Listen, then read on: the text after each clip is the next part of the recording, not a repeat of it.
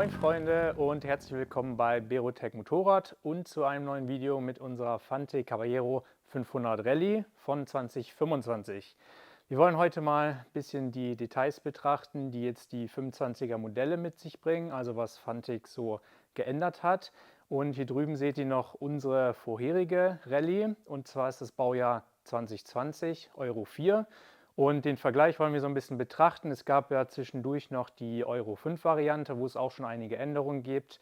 Aber wir werden jetzt mal heute die beiden Fahrzeuge betrachten und einfach anschauen, was für Fantic jetzt Gutes oder auch vielleicht Schlechtes gemacht hat. Wir finden aber, dass sie eine gute Arbeit geleistet haben und wirklich auch Optimierung, Verbesserungen gebracht haben. Die wollen wir uns jetzt anschauen. Und ich würde sagen, wir fangen mal direkt auch mit der größten Änderung an. Das ist nämlich das Vorderrad, was die Rallye hier bekommen hat. Das ist jetzt nämlich ein 21 Zoll Vorderrad.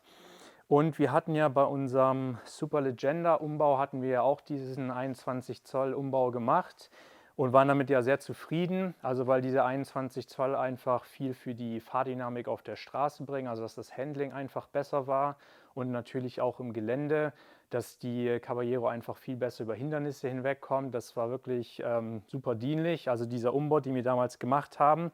Und jetzt hat also die Rallye das auch bekommen. Gehen wir jetzt einfach mal davon aus, dass Fantic von uns die Idee auch übernommen hat oder diese Anregung vielleicht. Wir freuen uns auf jeden Fall, das ist super cool, dass sie jetzt dieses Vorderrad hat. Also was das noch bringt, ist auch wahrscheinlich so eine leichte Gewichtsersparnis. Wir hatten damals bei der Superlegenda mit dem 21 Zoll Vorderrad eine Gewichtsersparnis von 500 Gramm. Und das macht ja auch was aus bei so einem Vorderrad, also 500 Gramm leichter. So ungefähr in der Liga wird das auch spielen.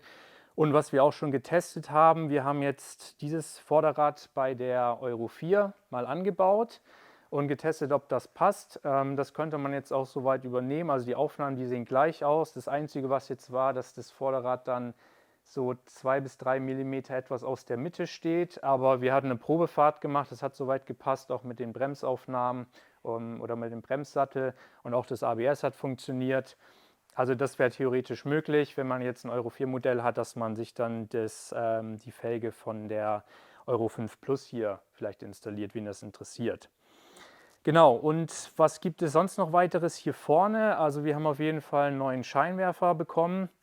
Da gab es ja zumindest bei den Euro 4 Modellen auch ein bisschen Probleme, also Qualitätsprobleme. Das wurde mit den Euro 5 Modellen schon eigentlich verbessert, aber hier haben wir jetzt nochmal eine ganz neue Überarbeitung. Hat auch hinten noch so Kühlrippen dran, also ist etwas kompakter auch geworden. Das sieht auf jeden Fall schick aus. Wir haben dann auch noch eine größere Änderung, das ist ganz interessant am Lenker selbst. Der Lenker ist etwas höher gekommen. Wir haben da auch so einen Zugewinn von ca. 20 mm, also zu den Euro 4 Modellen. Das ist ja auch interessant, weil wir an der Superlegenda auch eine Lenkererhöhung installiert haben, weil wir das einfach auch fürs Gelände viel besser fanden, um im Stehen zu fahren. Hat Fantic jetzt hier auch übernommen oder umgesetzt, also so circa 20 mm einen höheren Lenker. Dann hat sie das Modelljahr 25 auch neue Armaturen bekommen. Da gab es auch bei der Euro 4 ein bisschen Probleme. Da sind wir also zuversichtlich, dass das auf jeden Fall auch eine Verbesserung ist und dass wir da nicht mehr diese Probleme hatten mit Korrosion. Das war ja so ein bisschen ein Problem. Genau, wie ihr seht, wir haben jetzt hier schon unsere Handprotektoren dran installiert. Die sind ganz normal bei uns im Shop verfügbar, die passen auch an diesen Modellen.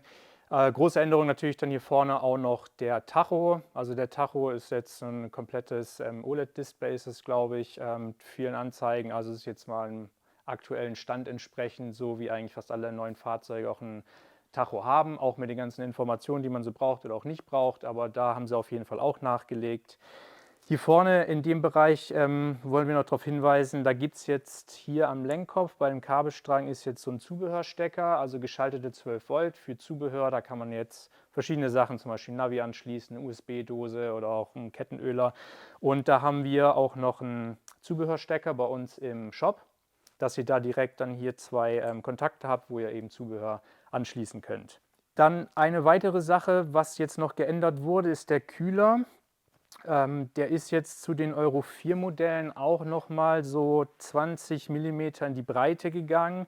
Das ist natürlich so ein bisschen nachteilig, also allein von der Optik her, aber natürlich auch im Gelände. Wir hatten bei unseren Caballeros ja diverse Stürze, also eventuell ist das jetzt da schon der dritte. Also ich glaube, so zwei, drei Kühler haben wir auf jeden Fall geschrottet, weil wenn die auf die Seite stürzen, dann kriegen die halt immer schnell einen Schlag ab. Da gibt es ja dann noch diese Sache mit den Motorschutzbügeln. Ich glaube, die Explorer hat es, die das ein bisschen abfängt. Aber das ist jetzt natürlich nicht ganz so optimal, dass der Kühler noch mal ein Stück breiter geworden ist und auch von der Optik her nicht ganz so fein. Ist aber so, also ist wahrscheinlich auch notwendig, um den Motor ordentlich zu kühlen oder ausreichend zu kühlen. Aber darauf, da kann man auf jeden Fall mal drauf hinweisen. Jetzt durch das größere Vorderrad können wir vielleicht noch sagen, haben wir natürlich mehr Bodenfreiheit. Auch das sind so ungefähr 20 mm mehr Gewinn. Ist natürlich dann hauptsächlich im Gelände interessant. Vielleicht auch interessant für jemanden, der schon ein bisschen mit der Größe zu kämpfen hat. Also die mit dem hat dann natürlich noch eine andere Sitzhöhe durch das größere Vorderrad. 20 mm, wie gesagt, macht das ungefähr aus. Bei der Rallye eben. Und dann aber würde ich sagen, eine zweite wichtige Neuerung ist eigentlich dieser ganze Seitenbereich hier, diese Seitenverkleidung und also was hier im Krümmer und Auspuff ist. Das ist deutlich schmäler geworden, also die gesamte Fahrzeugtaille nenne ich das jetzt mal. Wir haben mal gemessen, also das Maß von diesen Fußrastenaufnahmen hier, die Breite davon, die ist gleich, aber bei den 24er Modellen oder den vorigen Modellen hatten wir eben noch diese Distanzen, die sieht man hier drüben. Die sind auch so knapp 10 mm und die sind jetzt bei der 25er komplett weggefallen. Das ist auf jeden Fall schön. Das heißt, man kommt mit den Beinen ein bisschen näher zusammen. Dann wurde eben dieser ganze Bereich hier auch umgestaltet. Also der Krümmer, der ist so ein bisschen zusammengeschrumpft. Ich weiß nicht, wie man das jetzt sagen soll, aber die Verkleidung ist schmäler geworden. Da gab es ja auch bei den Euro 4 Modellen das Problem, dass die hier in der Seite sehr asymmetrisch war und deutlich breiter. Das heißt, wenn man im Stehen gefahren ist, jetzt im Gelände, musste man seinen Fuß so ein bisschen rausstellen. Das war nicht so optimal. Also das ging auch. Wir sind ja auch viele Kilometer damit gefahren. Aber wir sind auf jeden Fall froh, dass sie das auch optimiert haben und hier dieser ganze Bereich eben schmäler geworden ist. Das ist wirklich fein. An dieser Stelle dann noch ein Hinweis, das sind jetzt auch unsere Rallye-Fußrasten, die wir bei uns im Shop anbieten, die haben wir auch verbaut und die kann ich auch wirklich empfehlen, weil wir dadurch nochmal einen besseren Stand einfach haben, auch im Gelände und auch eine viel bessere Kontrolle noch. Wenn man lange Zeit fährt, hast du eine größere Auflagefläche und das ist einfach nicht so ermüdend auch zum Stehen dann an dieser Stelle. Also da noch der Hinweis, wie gesagt, bei uns im Shop verfügbar. Und wenn wir jetzt hier noch auf der Seite sind, können wir noch was über die Schwinge sagen. Also die Schwinge hat sich auch geändert. Das ist jetzt hauptsächlich optisch, soweit wir das mal beurteilen können. Das ist jetzt so eine komplett Gussschwinge mit auch Gussoberfläche. Also die bei den Euro 4 Modellen, die war ja noch eloxiert. Und das hat sich jetzt einfach geändert. Den Grund natürlich wissen wir jetzt nicht ganz genau. Wir haben hier hinten auch noch ein Produkt von uns, darauf kann ich noch hinweisen. Das ist der Kettenspanner, also der ist aus Aluminium gefräst, weil wir da auch gesagt haben, diese Stahlkettenspanner, die sind natürlich vom Gewicht her ja, ein bisschen höher vom Gewicht und so optisch haben wir die jetzt in Grün und Natur und auch Goldfarben werden wir wahrscheinlich anbieten. Das ist einfach so ein kleines optisches Highlight noch. Dann können wir mal noch auf die andere Seite gehen.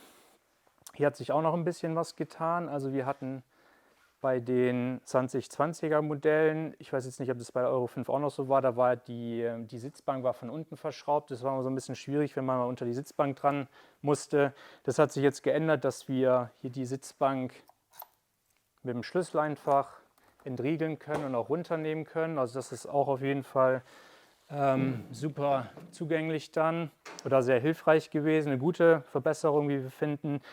An der Stelle dann auch noch zu, wenn ihr jetzt eine Wartung macht, ist noch interessant, dass jetzt der Luftfilterkasten von hier oben zugänglich war. Vorher saß der Luftfilter hier unter der Seitenverkleidung, das war auch so ein Sonderluftfilter, also der ist jetzt ein bisschen kleiner geworden, sitzt jetzt hier. Das finden wir als auch eine Verbesserung, ist auf jeden Fall gut gelungen. Und genau, also das Heck hat sich ein bisschen was verändert von der Heckverkleidung. Ist jetzt wahrscheinlich nicht so relevant für die meisten. Die Sozius-Griffe haben sich ein bisschen verändert, da haben sie ein anderes Prinzip gewählt. Das Heck ein bisschen breiter geworden. der Kennzeichenhalter an und für sich ist jetzt wie bei den Euro 5 Modellen auch, da hat sich jetzt eigentlich nichts geändert. Hier ist allerdings bereits schon unser Kennzeichenhalter, also der Träger unten, der ist auch von uns. Das heißt, dieses Heck ist schon ein bisschen kürzer, als es jetzt von der Serie her ist. Da haben wir auch nochmal eine deutliche Gewichtsersparnis durch unseren Alu-Kennzeichenhalter. Der normale ist ja auch aus Edelstahl gefertigt.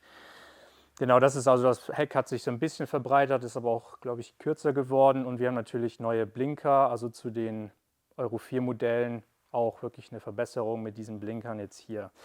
Noch eine interessante Veränderung auch zu den 2020er Modellen, also Euro 4.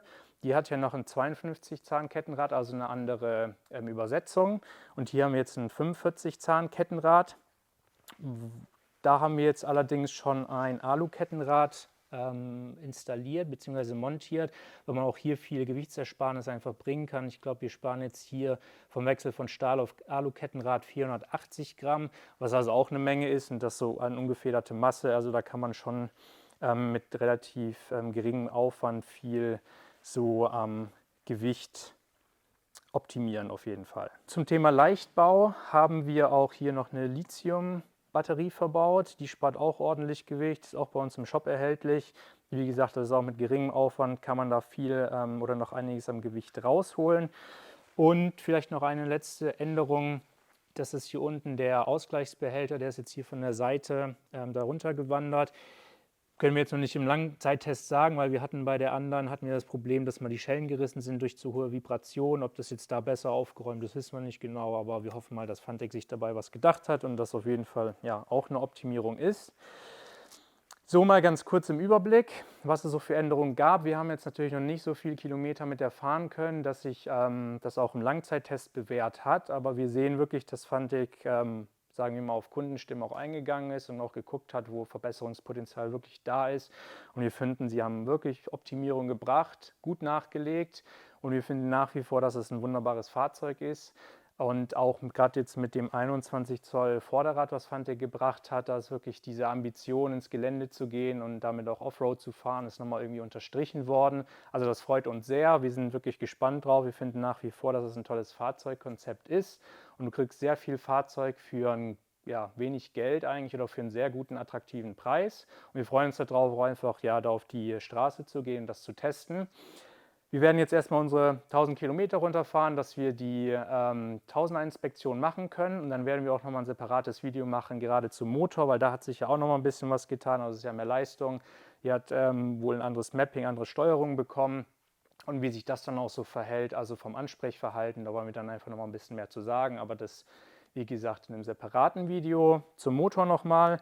Und ja, lasst uns gerne wissen, was ihr so zu den Änderungen denkt, was ihr vielleicht auch noch wissen wollt, was wir vielleicht testen können, was ja für uns irgendwie relevant ist auch. Schreibt das gerne unten in die Kommentare und wir freuen uns immer über die Rückmeldung der Caballero-Community, die ist ja sehr aktiv und da erhalten wir sehr viele positive Rückmeldungen. Das freut uns. Bis an diese Stelle aber mal vielen Dank fürs Zuschauen und bis zum nächsten Video. Ciao!